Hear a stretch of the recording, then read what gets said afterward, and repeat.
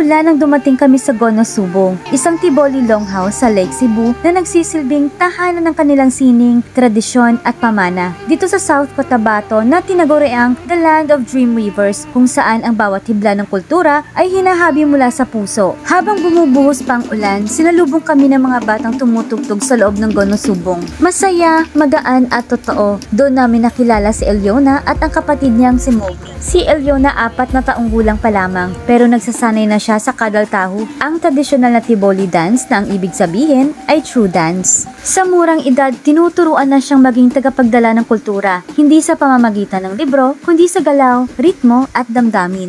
At kinagabihan, pinakain nila kami ng pagkain nakabalot sa dahon ng saging. Nakita namin kung paano sila magluto sa tradisyonal na paraan sa apoy, gamit ang simpleng kagamitan. Ang higaan daw sa kawayan walang kutsyon, pero may katahimikan at kapayapaan. Sa loob mismo ng Gono Subong ginanap ang kanilang pagtatanghal. May tumugtog,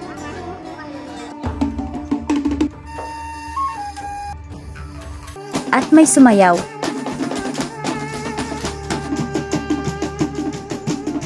May kumanta, lahat, may kwento, may kanta ng pasasalamat.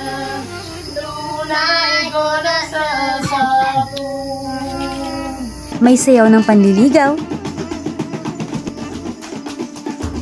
May sayaw ng pag-aagawan sa isang babae.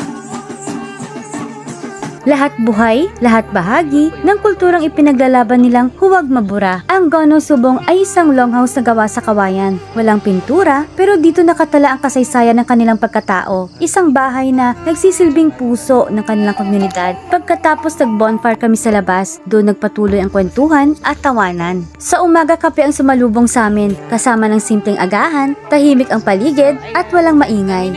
At ang CR nila, isa sa mga pinaka-unforgettable. Tanaw mo ang kabundukan sa may bintana. Simple, pero malapit sa kalikasan. At kahit isang gabi lang, pakiramdam namin, naging bahagi kami ng kwento nila. Ang Gono Subong ay hindi lang isang lugar. Ito ay isang buhay na patunay. Sa bawat sayaw, kanta, at kwento, ipinapasa nila ang kaluluwa ng kanilang lahi. Ito ang diwa ng Dreamweavers, ang paghahabi ng kasaysayan gamit ang sining at puso. Salamat Gono Subong sa pagtanggap at sa paalalang may mga bagay na hindi dapat kalimutan.